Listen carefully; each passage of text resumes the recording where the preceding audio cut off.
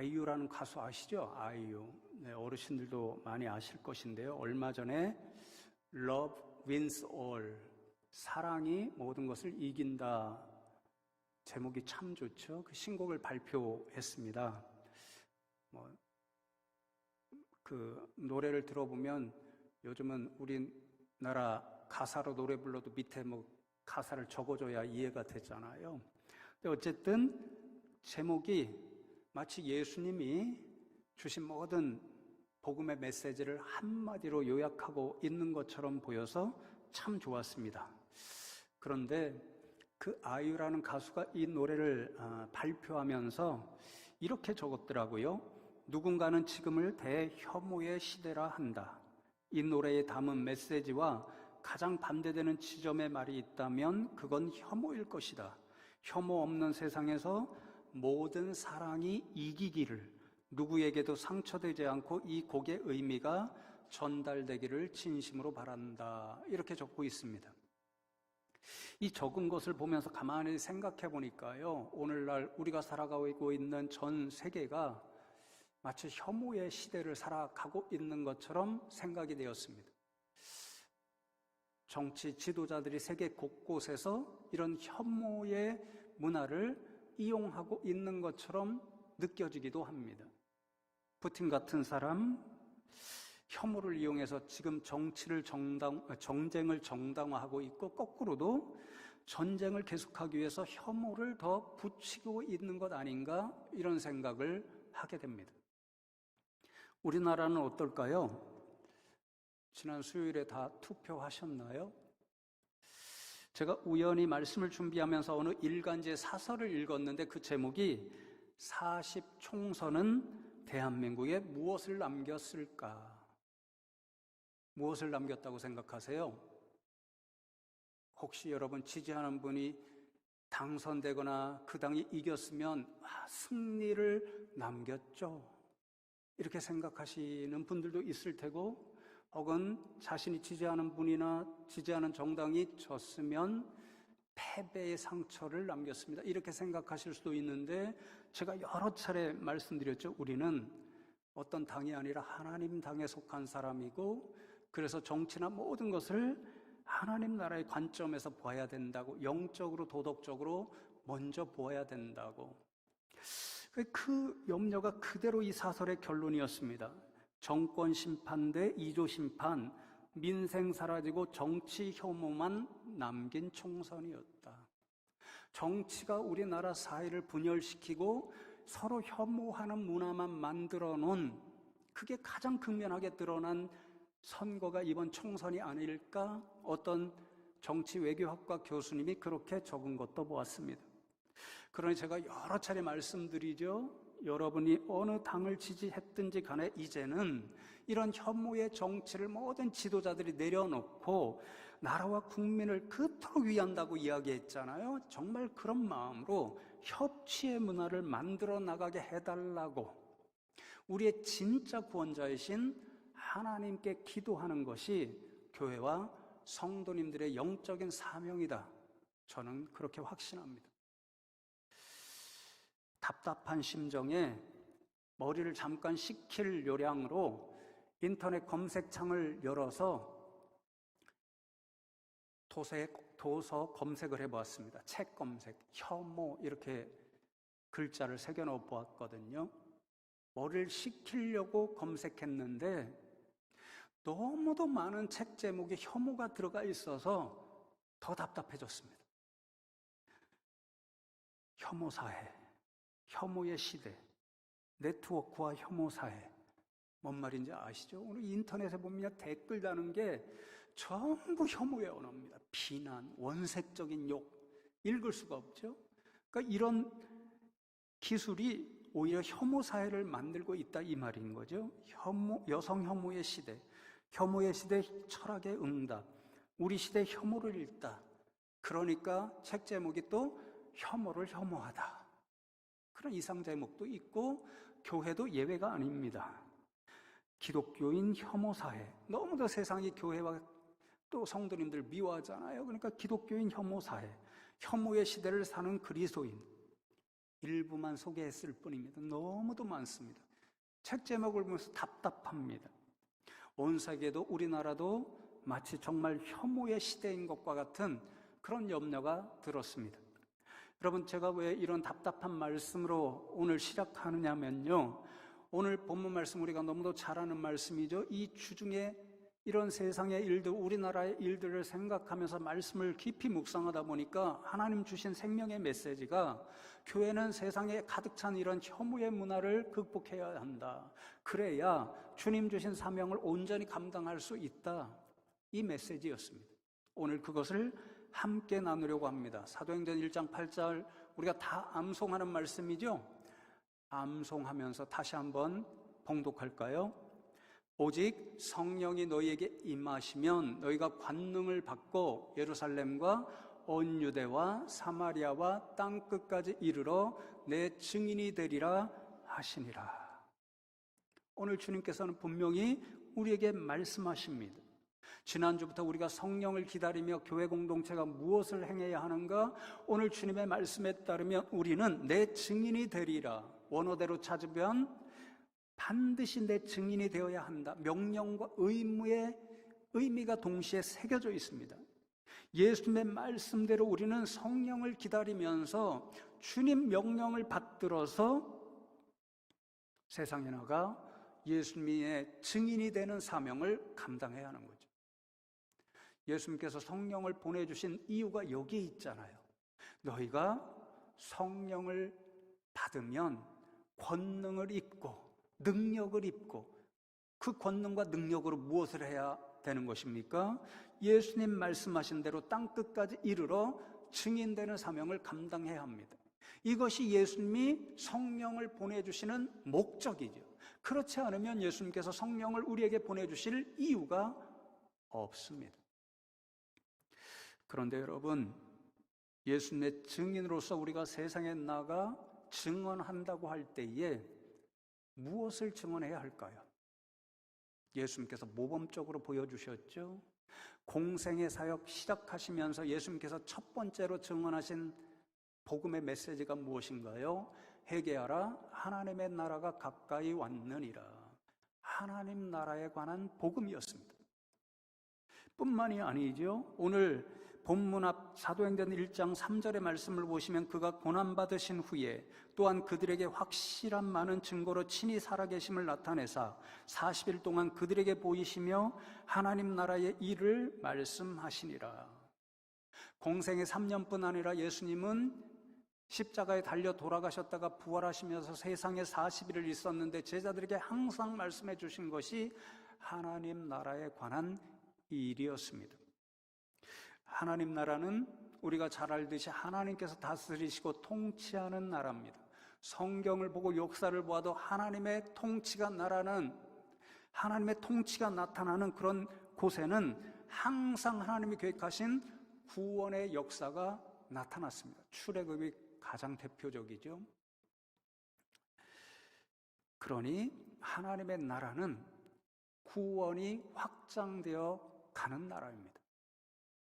그 구원의 역사가 세상이 분명히 드러나기 시작한 것이 독생자 예수 그리스도, 우리의 주와 그리스도가 되시는 그분이 세상에 오셔서 십자가에 죽으셨다가 부활하신 그 사건을 통해 하나님의 나라가 이미 이 땅 가운데 실현되기 시작했지만 우리가 잘 아는 것처럼 아직은 완성되지 않았고 예수님 다시 오시는 그때 재림의 날에 100% 완성되게 되어 있습니다. 그러니 하나님 나라의 관점에서 보면 우리는 어떤 시기를 살아가나요? 이미와 아직의 때를 살아갑니다. 이미와 아직의 이 시기를 살아가면서 교회 공동체는 예수님의 명령을 받들어서 세상 곳곳에 나가 내 증인이 되는 사명을 감당해야 되고, 그 증인의 핵심적인 메시지는 예수님 직접 선포하시는 하나님 나라에 관한 것, 그리고 우리의 주님 되시는 하나님 나라를 이 세상에 가져오신 주 예수 그리스도, 그분의 복음에 관한 것을 증언해야 합니다. 그래서 사도행전의 역사를 보면 초대교회도 사도들도 예수님과 동일하게 하나님 나라와 주 예수 그리스도에 관한 것만 선포했습니다.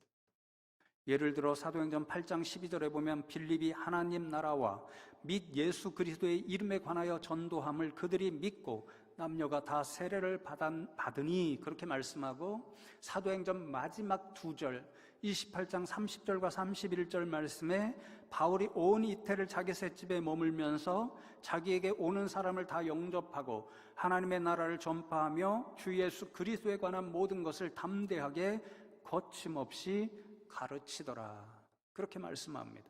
빌립 집사님도 사도 바울도 내 증인이 되라는 예수님의 명령을 받들어 세상 곳곳에 나간 복음의 핵심이 하나님의 나라와 주 예수 그리스도에 관한 것이었습니다. 그러니 오늘을 살아가는 저와 여러분도 마찬가지로 이미와 아직의 이 때를 살아가면서 땅끝까지 이르러 예수님의 증인되는 사명, 예수님처럼 초대교회처럼 하나님 나라와 주 예수 그리스도의 복음을 전파해야 하는 거죠. 그런데 성도 여러분, 이렇게 땅끝까지 이르러 예수님의 증인이 되기 위해서 반드시 먼저 우리 안에 일어나야 할 일이 있습니다. 동어 반복과 같은 의미인데요, 예루살렘과 온 유대와 그것을 넘어 사마리아와 땅끝까지 가는 일이 우리 가운데 일어나야 합니다. 여러분, 우리가 말레이시아 선교 어떻게 가능하게 됐나요? 예수님의 이 명령을 받들어서 우리나라를 넘어 말레이시아 현장에 가서 학교 선교를 일군 선교사님이 계셨기 때문에 가능합니다. 그러니 주님의 명령을 들고 열방에 나가 하나님 나라를 증언하고 복음을 전파하려면 공간적이고 지역적인 한계를 뛰어넘어 가는 역사가 우리 안에서 먼저 일어나야 하는 거죠. 그런데 여러분, 사도행전의 말씀을 읽어보면요, 이렇게 공간적 지리적인 한계보다 더 뛰어넘기 어려운, 그래서 예수님 증인되는 사명을 감당하는데 진짜 방해물이 숨어 있는 것을 발견합니다. 여러분, 예를 들어 생각해 보시면 사마리아 지역이요, 유대 땅하고 붙어 있죠. 마음만 먹으면 한 발자국만 뛰면 복음을 들고 나가서 사마리아 사람들에게 전파할 수 있습니다. 그러나 초대교회 사도들조차도 예수님의 명령을 직접 들었음에도 불구하고 사마리아 땅으로 한 발자국도 들어가지 못합니다. 왜 그런가요? 그들에게 사마리아인들을 향한 혐오, 미움, 증오가 새겨져 있었기 때문에 그럽니다. 여러분, 우리가 잘 알듯이 유대 사람과 사마리아 사람은 엄격하게 따지면 한 형제와 자매 가족 공동체입니다. 그런데 남쪽 유다와 북쪽 이스라엘로 갈라지고 북쪽 이스라엘이 먼저 아수르에 멸망당한 후에 아수르인들이 혼합 정책을 사용해서 사마리아 지역으로 수많은 이방인들을 이주시키고, 그러다 보니까 결혼으로 피가 섞이게 되고 또 이방 사람들이 숭상하는 그런 종교를 섬기게 되고 우상을 숭배하게 되니까 영적으로도 타락하게 됩니다. 그러니까 남쪽 유다의 사람들이 볼 때 사마리아 사람들은요, 피의 순수성도, 영적인 순수성도 훼손한 사람들이기 때문에 그들을 가까이 하는 것은 자신들의 거룩성도 훼손되는 일이라서, 그래서 사마리아 사람들을 미워하고 혐오하고 증오했기 때문에 자신들의 형제와 자매임에도 불구하고 한 발자국도 그들에게 가까이 가지 않았습니다. 이방인들도 마찬가지죠. 유대인만 구원받고 정결한 백성이라 생각했기 때문에 이방인들은 더러웠고, 그들에게 가까이 가고 접촉하는 것은 자신들의 거룩성을 훼손하는 일이기 때문에 이방인들도 미워하고 혐오함으로 가까이 가지를 않았습니다. 그러니 예수님 증인되는 이 명령을 방해하는 진짜 방해물은 초대교회 성도님, 특별히 사도들 가운데 깊이 새겨져 있던 사마리아 사람들을 향한, 그리고 이방인을 향한 미움과 증오, 혐오라는 것을 알 수 있습니다. 그래서 예수님의 말씀을 순종하려면 먼저 그런 혐오, 미움, 증오가 초대교회로부터, 사도들로부터 극복되어야만 했습니다. 여러분, 사도행전의 역사를 읽어보면 교회가 이렇게 혐오의 문화를 극복하고 드디어 사마리아로, 땅 끝으로 복음을 들고 가도록 역사하신 것은 하나님 자신이었습니다. 여러 곳곳에 나타나지요. 사도행전 8장 말씀을 보면 하나님께서 예루살렘 모 교회만 모여있던 그런 성도님들 가운데 박해가 일어나게 하셔서 그들이 열방 곳곳으로 흩어져 가게 하십니다.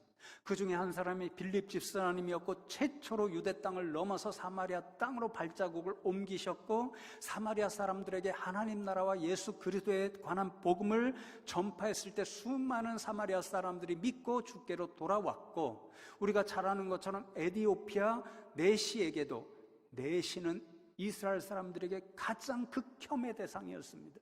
그에게도 복음이 전해지는 역사가 나타나기 시작합니다.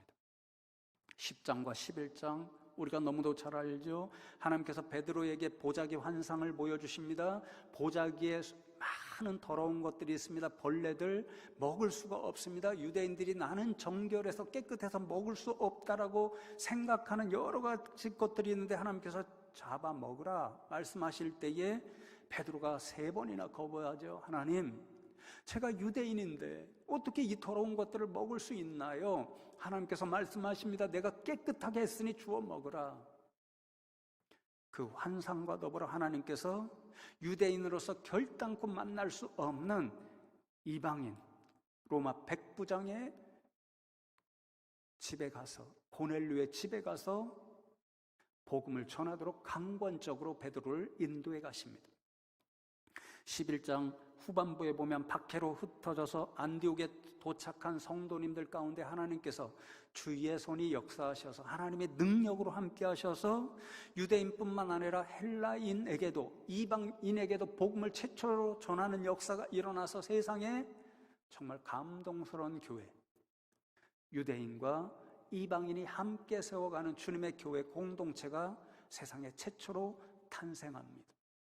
그리고 13장에 보면 그 안디옥 교회에서 처음으로 세상을 향하여 복음을 들고 가는 선교사 2분, 바울과 바나바를 파송해서 이 2분이 세반기에 곳곳에 가서 하나님 나라와 예수 그리스도 복음을 전파함으로 이방 사람들이 믿고 돌아오고 세상 곳곳에 주님의 몸된 교회가 세워지기 시작합니다. 그 결과로 15장 말씀에 보면 정말 감격적인 회의가 이어집니다. 많은 이방인들이 하나님 나라 증언을 듣고 예수 그리스도를 믿고 하나님께로 돌아오는 믿음의 역사가 일어나니까 예루살렘 교회 지도자들이 모여서 이 이방인들이 자신들처럼 할례를 받아야 되는가 말아야 되는가 그것을 두고 경론을 벌입니다. 왜 그럴까요? 이들 머릿속에는 유대인들만 정결하게 되고 최소한 유대인들처럼 할례를 받은 이방인들만 그래도 정결한 사람으로 자신들이 받아줄 수 있다, 교회의 일원으로 받아줄 수 있다. 특별히 바리새인들로부터 기독교인, 예수님을 믿고 교회 공동체에 속한 사람들이 그렇게 강하게 주장해서 그런 경론이 벌어지게 됩니다. 그때 하나님이 준비하신 사람이 있죠. 누군가요? 사도 베드로입니다. 조금 전에 말씀드렸죠. 사도 베드로도 유대인이었습니다. 그러니 마음속에 11장에 고넬료를 만나면서 그러죠. 나 같은 유대인이 당신과 같은 이방인을 만나는 것은 우리의 법에 따르면 위법이요, 만나는 것이 안 된다는 것입니다. 법으로. 그런 생각을 가지고 있어서 이방인을 혐오하고 미워하던 베드로가 하나님의 강권적인 역사에 따라 고넬료 집에 가서 복음을 전파하니까 모든 이방인들, 구원받을 수 없다고 생각하는 그들이 예수를 믿고 아멘으로 화답하고 세례를 베풀 때에 그들 가운데도 성령의 임재가 나타나는 것을 보고 베드로가 깨닫죠. 그렇구나, 우리 하나님은 유대인뿐만 아니라 이방인들, 우리가 더럽다고 정결하지 않다라고 가까이지 않는 그들에게도 가까이 가서 복음을 전하고 그들도 구원받고 우리가 똑같은 성령을 선물로 받는 것, 이게 하나님 나라의 일이고 하나님의 뜻이구나, 그것을 깨달았습니다. 하나님이 준비시키신 사람이죠. 그래서 15장에 보면 이 최초의 공의 가운데 사도 베드로가 담대하게 일어나서 하나님 나라의 일을 증언합니다.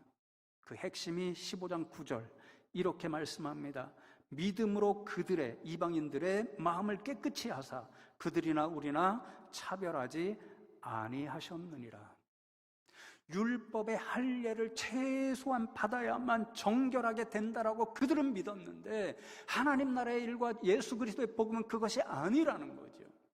할례를 통해서만 정결하게 되는 것이 아니라 오직 예수를 그리스도로 믿는 믿음에 의해서만 유대인도 할례를 받는다고 생각했던 그들 유대인도 이방인도 모두 정결하게 되고 구원받은 하나님 나라의 백성이 된다라고 하는 복음을 선포합니다. 그래서 공의회는 유대인이나 헬라인이나 예수를 믿는 믿음 안에서 혐오와 차별 없이 하나가 되는 것이 하나님의 나라의 일이라고 결론을 내립니다. 여러분, 누구의 역사인가요? 하나님의 역사이십니다. 하나님 나라의 통치자이신 하나님께서 직접 교회와 사도들 마음에 자리 잡고 있던 미움, 증오, 혐오의 문화를 깨뜨려 주심으로 예수님의 명령에 따라 하나님 나라와 주 예수 그리스도의 복음을 들고 드디어 사마리아 땅으로 이방 세계 곳곳으로 나가도록 친히 역사하셨습니다. 그러니 사랑하는 성도 여러분, 우리 교회도 세 번째 주신 전도와 선교의 비전이 있죠.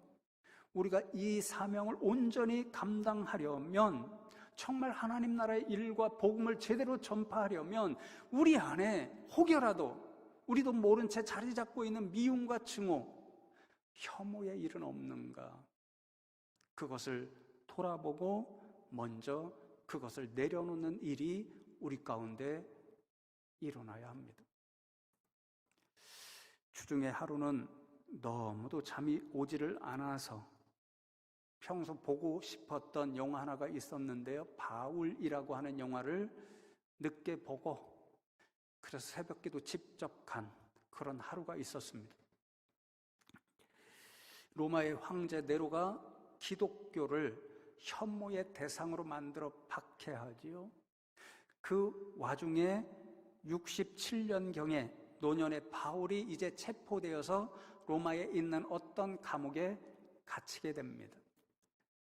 늘 수행하고 돕던 의사 누가가 위험을 무릅쓰고 이제 바울이 갇혀 있는 그 감옥을 찾아가 바울과 이야기를 해가면서 그가 증언한 바, 그가 노년까지 어떻게 예수님을 만나서 변화됐는지, 그리고 교회의 복음 전파하는 일, 하나님 나라를 증언하고 예수 그리스도 복음을 전하는 일에 어떻게 헌신해 왔는지 그것을 받아 적기 시작합니다.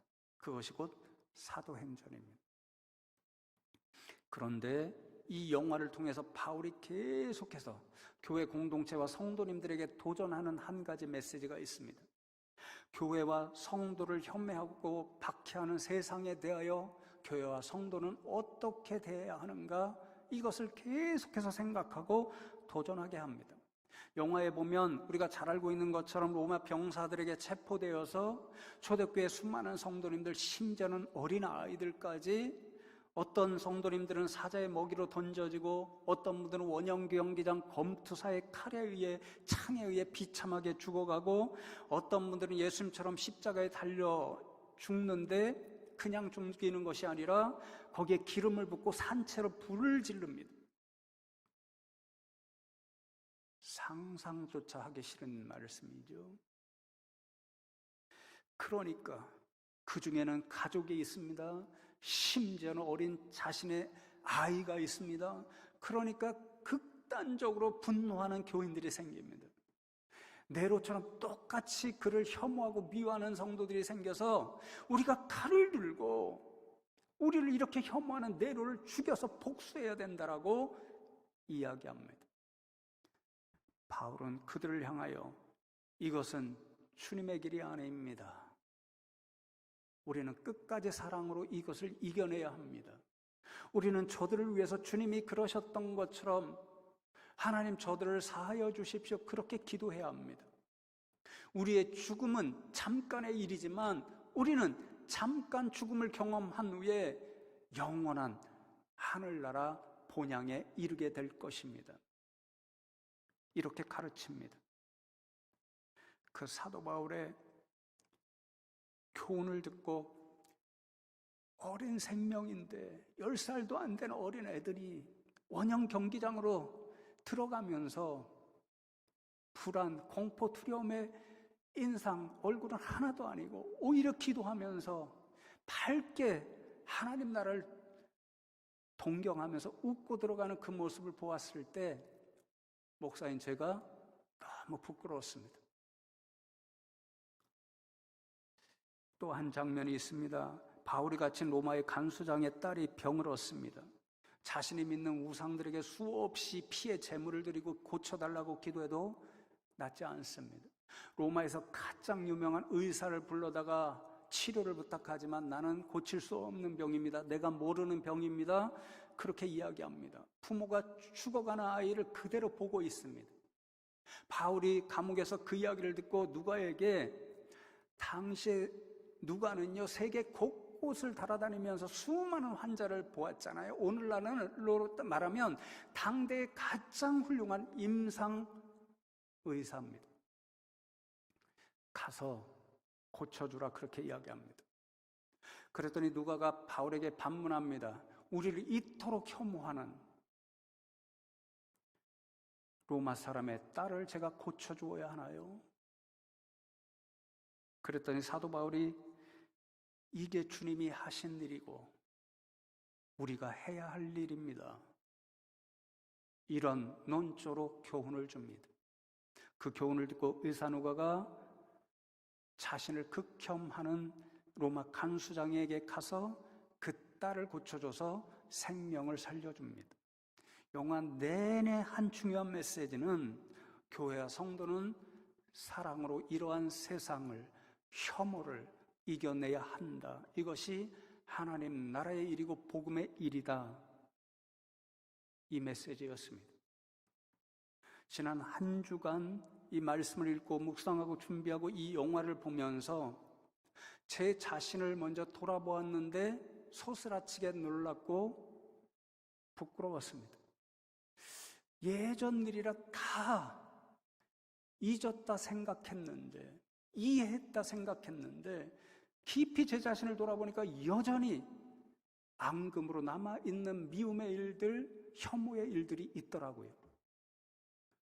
많이 생각납니다. 너무도 많이 생각나요. 사람들이 다 생각납니다. 가족도 있습니다.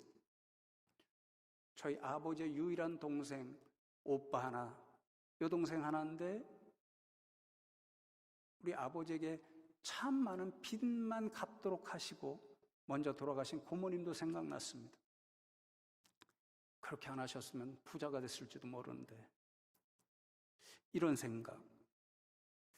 고등학교 시절에 제가 언젠가 말씀드렸죠. 제가 예수를 믿는다는 사실을 알고 저를 향해 핏대를 세우면서 지금 판사입니다. 모르겠어요. 얼마나 훌륭한 판사인지 모르겠지만 어쨌든 하나님이 어디 있느냐, 하나님을 믿느니 차라리 내 머리를 믿으라. 그래서 저를 너무 상처 주었던 그 친구도 생각났습니다. 예전에 제가 섬기던 교회에서 리아카를 끌고 독거노인, 오늘 어떤 장로님이 자신이 오늘 독거노인이라고 그러던데 이런 권사님이 있으면 좋겠습니다. 리어카를 끌고 독거노인들에게 식사 대접을 하시던 그분이 있었다고 말씀드렸죠. 제가 종종 그분을 도와드렸는데 매일같이 기도할 때마다 또 성도님들에게 섬겨야 된다, 어려운 분들 도와야 된다, 그래서 봉사할 분 딱 생각났을 때 그분이었습니다. 그래서 말씀드렸죠. 이번에 함께 섬기자. 그랬더니 정색을 하면서 내가 왜 그런 험한 일을 하냐고. 목회자에게 너무 시험거리가 됐던 한 성도님이 생각났습니다. 또 어느 때는 노예에서 제가 어린 목사지만 그래도 이렇게 했으면 좋겠습니다. 바른 소리 한 번 했더니 어떤 선배 목사님께서 어린 목사가 똑똑한 채 한다라고 크게 야단치시던 그 선배 목사님도 생각났습니다. 미국에서 공부할 때 아틀란타의 도서관 앞에서 한번 전시회를 열었습니다. 일본의 히로시마에 떨어졌던 그 사진들 이거 보면서 세상에 다시는 핵전쟁이 일어나서는 안 된다라고 하는 그런 것을 보여주는 전시회였는데, 미국 아이가 보고 있는데 일본 여자아이가 나타나서는 너희들이 우리 땅에 이 하지 말아야 할 짓을 했다면서 너희들은 다 죄인이라고 정죄하는 소리를 들었는데, 정작 한국 사람 우리에게는 한마디도 미안하다라는 말을 하지 않던 그 일본 여학생도 생각났습니다. 여러분은 어떠신가요? 지금 스스로 돌아보시기 바랍니다. 여러분도 잊었다고 했는데, 다 이해했다고 했는데, 내려놓았다고 했는데, 혹시 여전히 미움과 증오와 혐오의 앙금이 남아있는 그런 대상 사람은 없는지요? 혹여 여러분 함께 살고 있는 가족 중에는 없는지요? 혹여 함께 형제자매라 부르며 오늘도 꽃보다 예쁘십니다 인사한 성도님은 아닌지요? 혹시 오늘도 이 시간에 설교하고 있는 김 목사는 아닌가요? 그렇다면 오늘 여러분 마음에 앙금이 녹아질 수 있도록 특별히 저에 대해서는 실컷 미워하시기 바랍니다. 그러나 이 설교가 끝날 때까지만 그렇게 하시면 좋겠습니다. 왜 그런가요?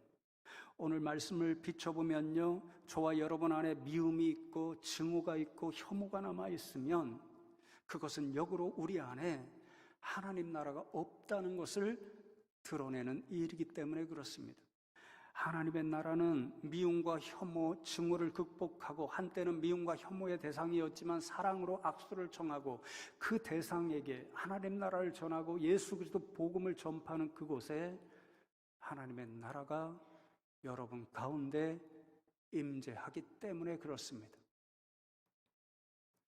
그러니 사랑하는 성도 여러분, 이 영적인 사실을 기억하시고 함께 하나님의 나라를 아름답게 이루어 가고 땅끝까지 이르러 내 증인이 되라는 예수님의 명령을 받들어서 땅끝에까지 가서 하나님 나라와 예수 그리스도의 복음 전하는 사명 충성되이 감사하는 저와 여러분 다 되시기를 주님의 이름으로 축복합니다.